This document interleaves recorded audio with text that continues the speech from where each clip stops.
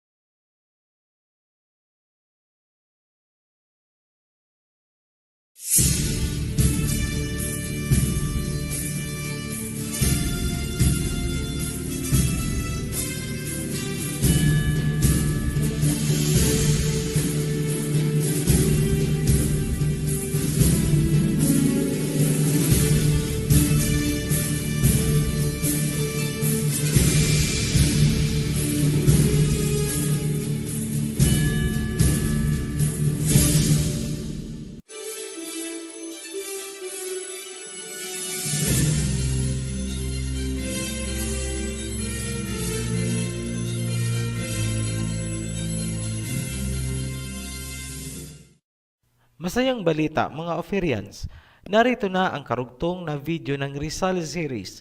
Hihimayin natin ang mahahalagang laman ng Ni Ultimo Adios para lumutang ang nakapaloob na mensahe ng ating pambansang bayani. Consumatum est, it is finished, huling salita ng Panginoon bago siya nalagutan ng hininga sa Golgota. Yan din ang huling salita ni Rizal bago siya namatay. Iisang kapangyarihan ang kumitil sa Misaya at kay Rizal.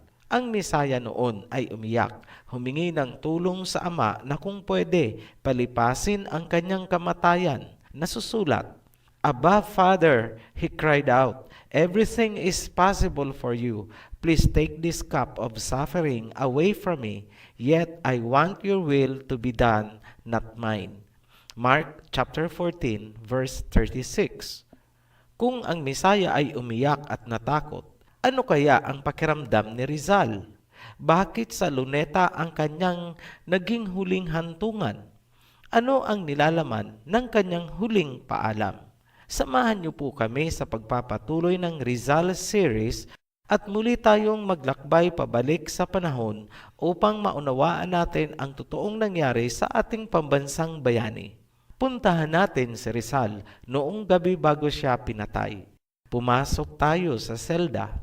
Madilim ang paligid. Tanging ilaw mula sa isang lampara ang pinanggagalingan ng mapanglaw na liwanag. Makikita natin si Rizal nag-iisa. May kunti siyang papel at pluma. Sinusulat niya ang kanyang huling paalam. Alam niya, oras na lang ang kanyang binibilang. Pagsikat ng araw, maya-maya lang, yun na ang huling sikat ng araw na kanyang masisilayan. Ano kaya ang pakiramdam niya sa mga panahong yon? Nakikinikinita natin. Tumutulo ang luha habang sinusulat ang pamamaalam. Tao lang ang ating bayani. May emosyon, nakakaramdam ng lungkot, at higit sa lahat, natatakot bago ang execution. Ang nooy matanda ng nanay ni Rizal ay dumalaw pa sa kanyang piitan. Nais niya sanang mayakap man lang ang kanyang anak sa huling pagkakataon. Ngunit yun ay hindi pinagbigyan ng gwardya. Sobrang kalungkutan ang pinagdaanan ni Rizal habang humihingi siya ng tawad sa kanyang ina. Kung natatandaan pa, bata pa lang si Rizal noon. Ayaw na ayaw sana ni Doña Teodora na dumunong ang kanyang anak dahil mapapatay daw ito ng mga Kastila. At ngayon nga, nagkakatotoo ang kanyang kinatatakutan. Matutunghayan nyo sa pagpapatuloy ng video na ito ang kakaibang analysis ng Ni Ultimo Adios na hindi nyo matatagpuan sa kahit anong history books, local man o foreign.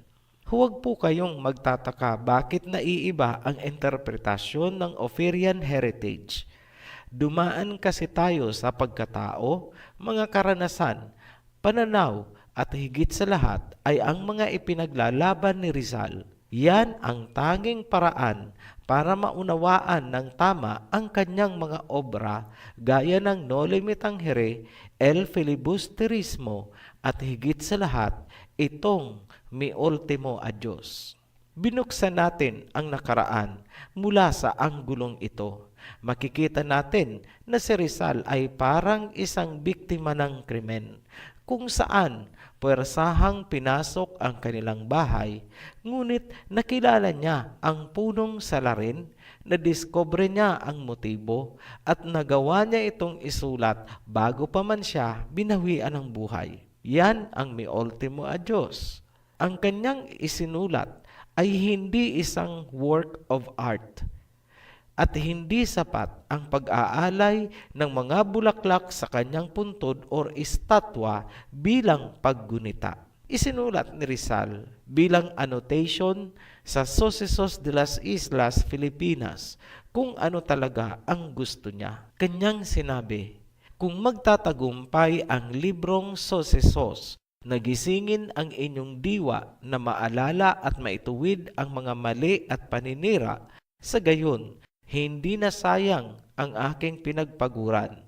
Ito ang ating magiging basihan kahit gaano kaliit para maintindihan ang darating na panahon. Pansining mabuti ang nais ni Rizal. Una, kailangan daw magising ang mga Pilipino sa katotohanan ng mga pangyayari. Pangalawa, kailangan daw ituwid ang mga kasinungalingan ng nakaraan na ngayon ay naging bahagi na ng kasaysayan na itinuturo sa mga kabataan. Yun lang daw ang tanging paraan para maunawaan natin ang mga darating na panahon. Para sa Ophirian Heritage, itong Mi Ultimo Adios ay isang huling habilin sa anyong pamamaalam. Yan ang ating napagtanto dahil sa kahulugan ng mga nilalaman. Bago tayo magpatuloy, muli naming pinaaalala na ang obra ni Rizal ay kinatawan ng kanyang mga karanasan at nasaksihang mga pangyayari. Magpatuloy na tayo sa pag-analisa ng Mi Ultimo Adios or Last Farewell. Simulan natin sa pagtutuwid ng translation mula sa salitang Kastila papunta sa English at Tagalog para lumutang ang tamang mensahe. Matatagpuan sa pinaka-climax ng Last Farewell ang paunang palatandaan kung bakit siya pinatay, sino ang pumatay, at ano ang sitwasyon ng kanyang mga naiwan. Ang pinakamahalagang content ng Last Farewell na kailangang titigang mabuti ay ang stanza number 13. Pakinggan niyo pong mabuti. Mi patria idolatrada, dolor de mis dolores, querida Filipinas, oye el postrer adiós. Aje te dijo todo, mis padres, mis amores, voy donde no hay esclavos, verdugos ni opresores, donde la fe no mata, donde el que reina es Diyos. Sa English, ganito ang translation. My idolized homeland, pain of my pains, dear Philippines, hear the last goodbye. There I leave everything, my parents, my loved ones. I go where there are no slaves, executioners, or oppressors, where fate does not kill, where he who reigns is God. Ang itinuturing ngayon na official translation sa Tagalog ay ang pagsasalin na ginawa ni Andres Bonifacio. Basahin natin.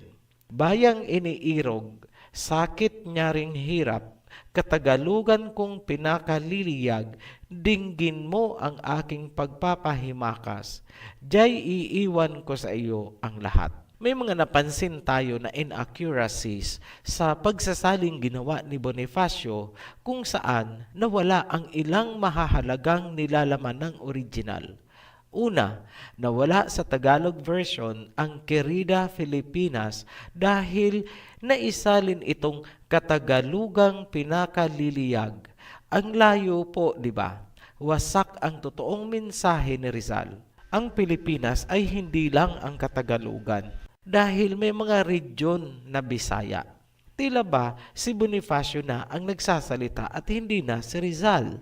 Pangalawa, nawala ang impact or magnitude ng salitang oppressores or oppressors dahil isinalin itong umiinis. Voi donde no hay esclavos, verdugos ni opresores. Ang pagkakasalin ni Bonifacio ay, ako'y patutungo sa walang busabos, walang umiinis, at walang berdugong hayop. Nag-iinis lang po ba sina Magellan at ang mga praile, yung mga Kastila? Napakababaw ng salitang umiinis.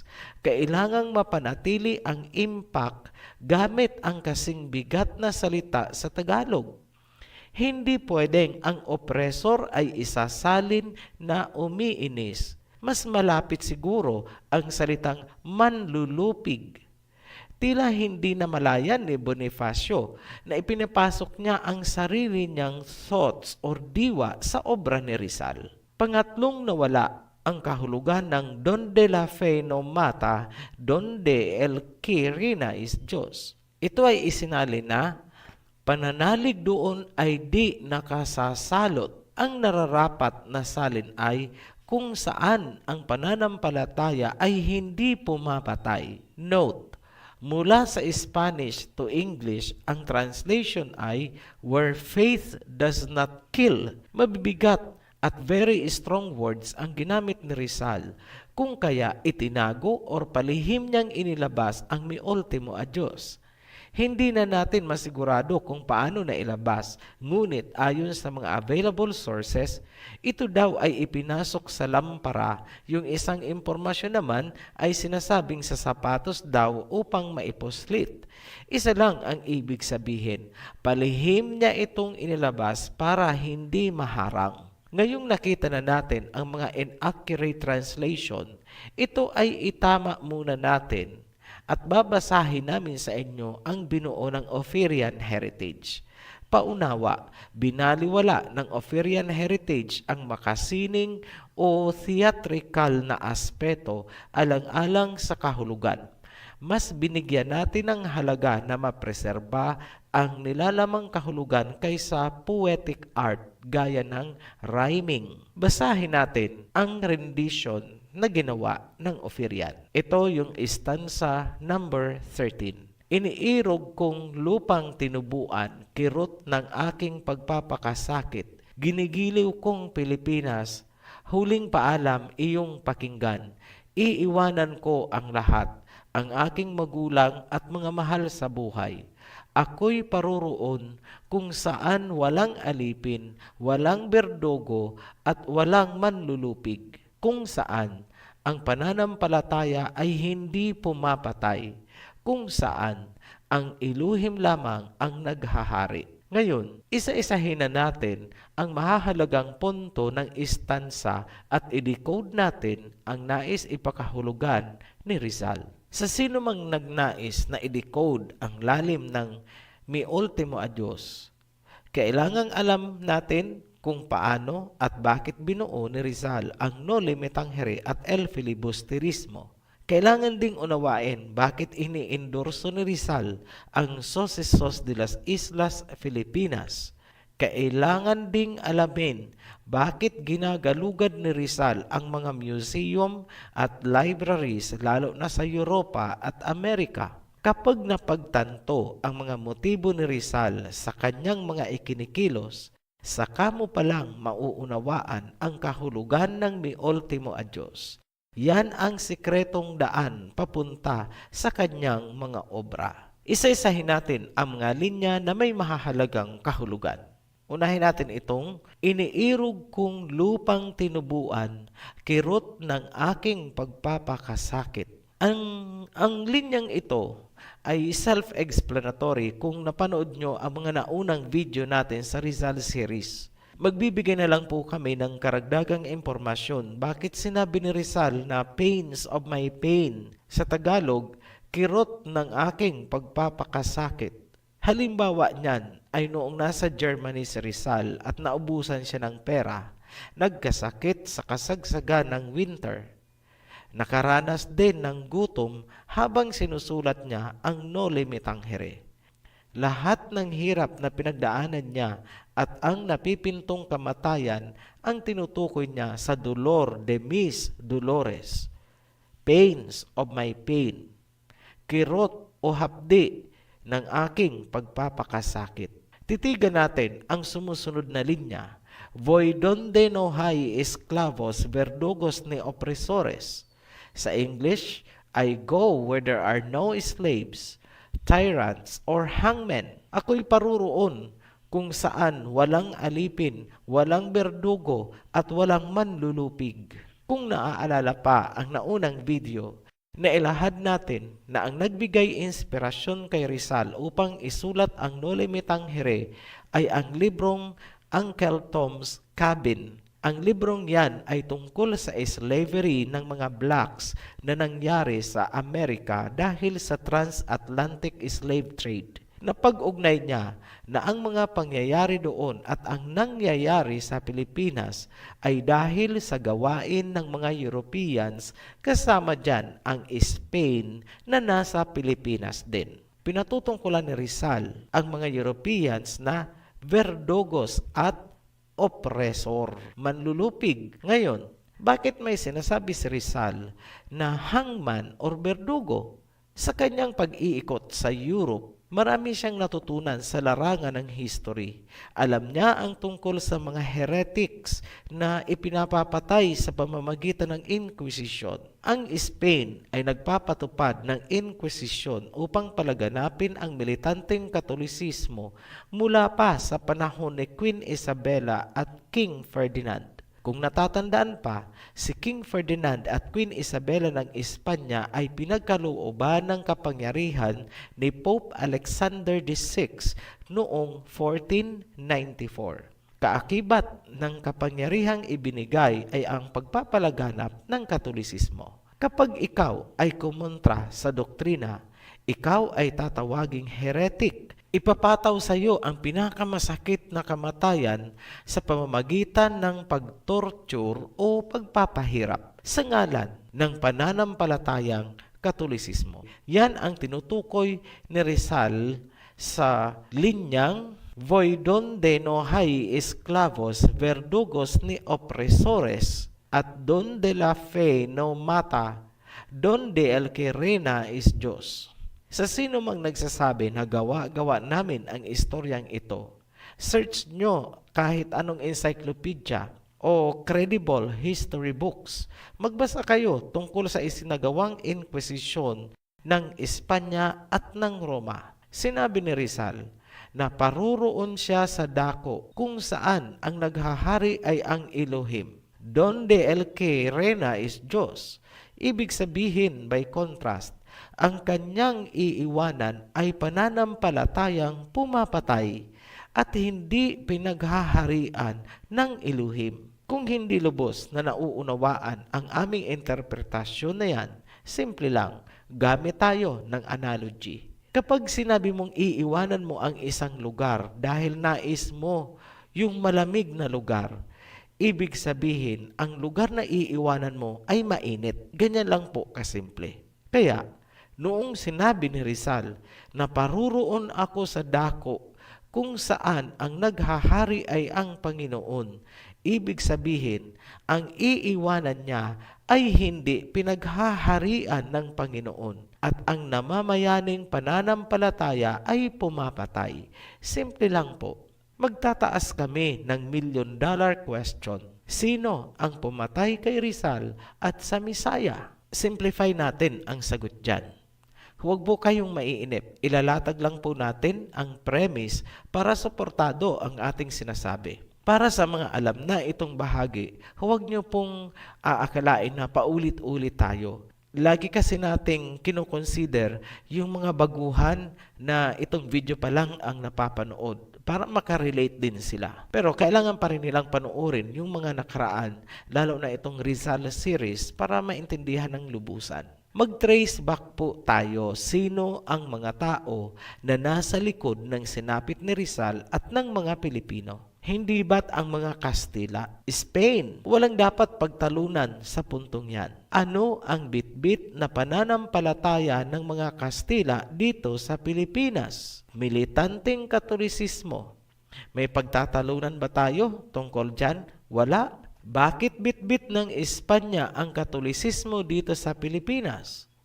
dahil bahagi iyon ng kapangyarihang ibinigay ng Papa kina King Ferdinand at Queen Isabella noong sila ay prinoklama bilang Catholic King and Queen. Sa makatwid, ang kapangyarihang sumikil sa mga Pilipino ay ang kapangyarihan ng Roma. Ano ang papel na ginampanan ng Espanya? Tagapagpatupad. Yan, maliwanag pa sa sikat ng araw. Historical fact po yan. Hindi po kami nagmamanufacture ng kasinungalingan. Alam nyo po, walang saysay na alam nyo at kahit memoryado nyo pa ang history kung hindi naman naiintindihan ang ugnayan ng mga pangyayari. Habang ang Pilipinas ay kontrolado ng magkasamang kapangyarihan ng simbahang Romano at gobyernong Kastila, pumalag itong si Rizal. Palibhasa, marami siyang nalalaman.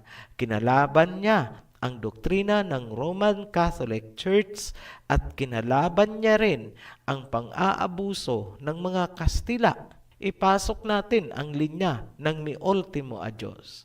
Voy donde no hay esclavos, verdugos ni opresores. Sino sa tingin nyo ang tinutukoy ni Rizal ng mga berdugo at oppressor? Sino pa ba? Eh di yung pumatay sa Gumbursa at yung pumatay din sa kanya, ang pinagsamang kapangyarihan ng Spain at Rome. Anong pananampalataya na pumapatay ang tinutukoy ni Rizal sa linyang donde la fe no mata, donde el que reina is Diyos? Eh di ang Roman Catholic Church na bitbit ng mga Kastila, wala namang iba, di ba? Saan galing ang pananampalatayang pumapatay na sinasabi ni Rizal? Roma. Kung akala nyo malalim na ang ating narating, hindi pa po. Nagsisimula pa lamang tayo, laliman na natin ng konti. Matatagpuan sa Revelation chapter 12 ang isang prophecy tungkol sa woman clothed with the sun and the moon was under her feet. Ang babaeng ito ay may ipapanganak na sanggol na lalaki. Siya ay nasa parang nagle-labor. Ninais ng dragon na i-devour or kainin ang ilalabas niyang sanggol. Ngunit, ang sanggol ay kinuha ng ama at dinala sa kanyang trono. Galit na galit ang dragon at tinugis niya ang babae at didigmain niya ang mga natitirang binhi or lahi ng babae. Maraming naniniwala, mga Pilipino, sa turo na ang woman daw ay si Mary. Hindi po kami sang-ayon dyan. Pero sige, hindi kami makikipagtalo. Pagbibigyan namin kayo. Kung yan ang gusto nyo na ang woman ng Revelation ay si Mary, ipagpalagay na natin na si Mary nga at ang kanyang anak ay ang Messiah na tinawag nilang Jesus Christ. Alam nyo, lulutang pa rin ang katotohanan. Tanong, sino ang pumatay sa Messiah? Yung mga Hudyo daw. Yan ay isang malaking kasinungalingan. Noong isilang ang Messiah, sakop ng Roma ang Jerusalem. Sanggol pa lang ang Messiah, nais na siyang mapatay ng Roma. Ano ang ebidensya? Ipinag-utos ni Herodes na patayin lahat ang mga sanggol 2 taon pababa para mapatay ang Messiah. Nasa Biblia po yan. Ano ang ginawa ni Mary at saka ni Joseph? Tumakas sila papuntang Egypt. So ibig sabihin, right from the start, ang nagnanais na mapatay ang Messiah ay ang Roma, hindi ang mga Hudyo. Noong panahon na pinatay ang Messiah, panahon na ito ni Pilato. Tanong, ano ba si Pilato? Si Pilato yung parang governor na inilagay ng Roma sa Judea o sa Jerusalem. Siya ay isang Romano. Pinapansin nyo ba ang mga rebulto na pinoprosesyon kapag Semana Santa? Sino ang naglalatigo sa Messiah habang pasan-pasan niya ang krus? Assuming na krus nga, sige, para wala nang pagtatalunan. Sino ang naglalatigo? Sundalo ng Roma. At the last moment, sino ang sumaksak sa tagiliran ng Messiah at mula doon bumulwak ang magkahalong tubig at dugo? Sino? Si Longinus. Ano ba itong si Longinus? Sundalo ng Roma. Read your Bible. Marahil, hindi niyo ito alam na si Longinus ay ginawang santo ng Roma. Ang tawag sa kanya ay Saint Longinus at mayroon siyang malaking rebulto sa loob ng St. Peter's Basilica sa Vatican. Anong honor? Bakit siya pinagawan ng ganong rebulto sa St. Peter's Basilica? Dahil ba sa pagsaksak niya sa Misaya? Napaka-barbaric ng ginawa ni Longinus. Pero bakit siya ginawang santo? Alam nyo ba? Pati ang pangsaksak na ginamit ni Longinus ay dineklara din ng Roma na banal. Holy Lands of Longinus. Aba, kung baril pala ang ginamit ni Longinus, tatawagin nilang Holy Gun of Longinus. Hindi po tayo nangungutya. Nilalagay lang po natin sa tamang context para maliwanagan kayong mga nabubulagan.